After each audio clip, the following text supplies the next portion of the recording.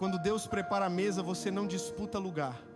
Você ocupa o lugar que já tem seu nome. Não importa o quanto pareça que outros estão avançando mais rápido, conquistando mais, sendo aplaudidos, enquanto você está em silêncio, o que Deus reservou para você ninguém tira. A mesa que Ele prepara tem cadeiras contadas, com nome, sobrenome e propósito. E quando chegar a sua hora, você não vai precisar correr, nem implorar, nem provar nada para ninguém. Só vai sentar e viver o que já era seu. Tem bênção que não vem com esforço humano, mas com graça divina. O mundo grita competição, mas o reino sussurra identidade. Enquanto você permanece fiel, Deus está organizando os detalhes, limpando a mesa, escolhendo o melhor, porque Ele não serve qualquer coisa a quem ama. Pode parecer que está demorando, mas é só porque Ele capricha nos detalhes.